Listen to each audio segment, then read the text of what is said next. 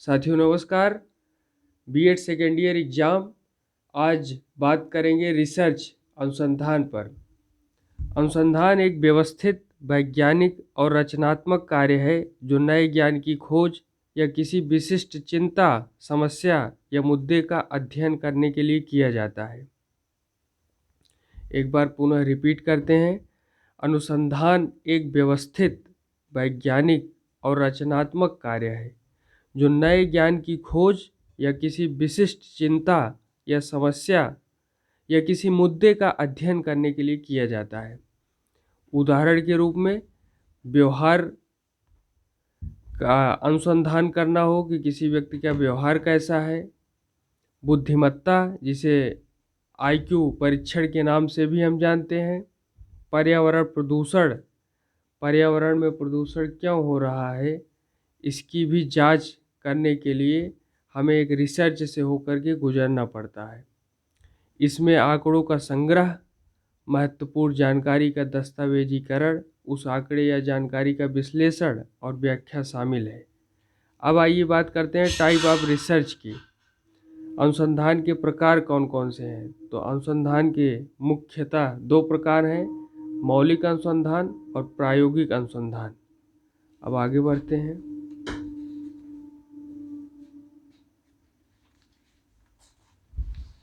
सबसे पहले बात करते हैं मौलिक अनुसंधान की।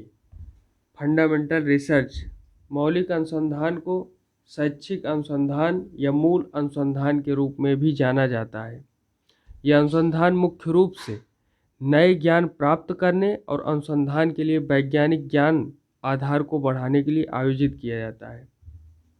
कहने का मतलब, जो मौलिक अनुसंधान होता है वो उस समय की तात्कालिक परिस्थिति में जो घटनाक्रम हुई रहती है उसकी सटीक और स्पष्ट जानकारी देता है। और मौलिक अनुसंधान के अंतर्गत हम किसी विशेष नियम को या घटित घटनाओं का अध्ययन करते हैं। प्रायोगिक अनुसंधान, इसको अप्लाइड रिसर्च कहते हैं। तो प्रायोगिक अनुसंधान एक विशिष्ट समस्या या मुद्दे को हल करने के लिए उपयोग की जाने वाली पद्धति है। यह एक विशिष्ट या परिभाषित समस्या का उत्तर प्रदान करता है।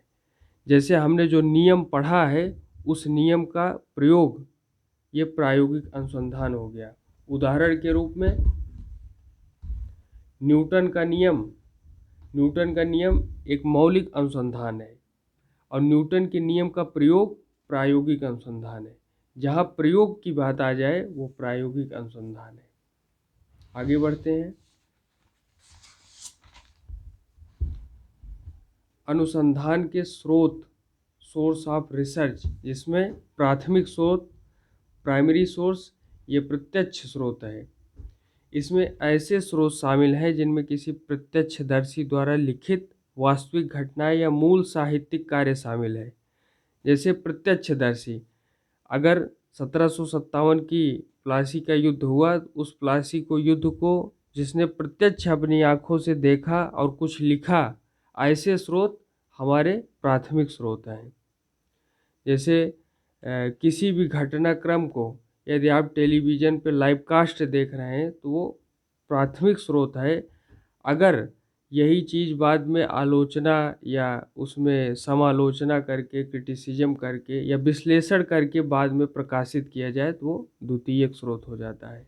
इस काम में प्राथमिक स्रोत में क्या शामिल है? जैसे कि पत्र हो गया, अवलोकन हो गया, आधिकारिक रिकॉर्ड हो गए, साक्षात्कार हो गया या सर्वेक्षण परिणाम, ये सब हमारे प्राथमिक स्रोत हैं। अब बात करते हैं द्वितीयक स्रोत की, सेकेंडरी सोर्स की। सूचना के प्राथमिक स्रोत की चर्चा, मूल्यांकन, विश्लेषण और संश्लेषण। इसमें जो सूचना होती है उसके प्राथमिक स्रोत की चर्चा की जाती है, उस पर मूल्यांकन किया जाता है, विश्लेषण किया जाता है और संश्लेषण किया जाता है। जैसे किसी खबर को जो है प्रकाशित किया गया तो उसके बारे में मूल्यांकन करके, विश्लेषण करके, संश्लेषण करके आर्टिकल निकाला गया तो वो हमारा द्वितीयक स्रोत हुआ। अनुसंधान के द्वितीयक स्रोत प्राथमिक स्रोतों से प्राप्त होते हैं, यह एक महत्वपूर्ण बिंदु है। आगे बढ़ते हैं। अब बात करते हैं क्रियात्मक अनुसंधान, बहुत ही महत्वपूर्ण टॉपिक है, एक्शन रिसर्च। तो क्रियात्मक अनुसंधान पेशेवर व्यक्ति द्वारा किया गया शोध है ताकि वे अपने अभ्यास में सुधार कर सकें। ये स्टीफन एम कोरे का परिभाषा है। क्रियात्मक अनुसंधान पेशेवर व्यक्ति द्वारा किया गया शोध है ताकि वे अपने अभ्यास में सुधार कर सकें।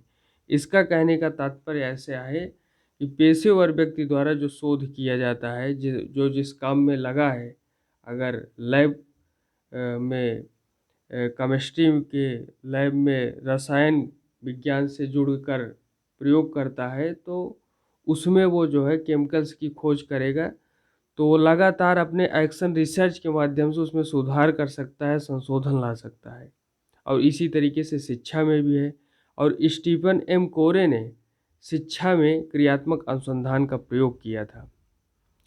स्टीफन एम कोरे के अनुसार क्रियात्मक अनुसंधान वह प्रक्रिया है जिसके द्वारा लोग अपने निर्णयों और कार्यों का मार्गदर्शन, सुधार और मूल्यांकन करने के लिए वैज्ञानिक रूप से अपनी समस्या का अध्ययन करने का प्रयास करते हैं।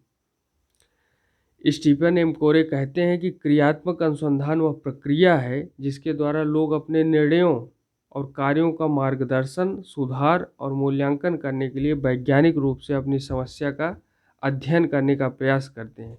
इसका कहने का तात्पर्य यह है कि लगातार अपने एक्शन रिसर्च के माध्यम से, जैसे किसी क्लास में गणित के अध्यापक हैं, गणित के अध्यापक ने किसी प्रश्न का उत्तर कराया तो कुछ बच्चों को समझ में आया, कुछ बच्चों को समझ में नहीं आया। अगर ये संख्या बहुतायत में है कि बहुतायत में बच्चों को समझ में नहीं आया एक बार दो बार के प्रयास के बाद भी, तब गणित शिक्षक के अध्यापक को ये अलग विधि का प्रयोग करके, अनेक शिक्षण विधियों का प्रयोग करके बच्चों को समझाना चाहिए, ताकि एक्शन रिसर्च के माध्यम से लगातार वो अपने में सुधार करते रहेंगे, अपने निर्णयों में, अपने कार्यों के मार्गदर्शन में, अपने सुधार में, मूल्यांकन में, और वैज्ञानिक ढंग से।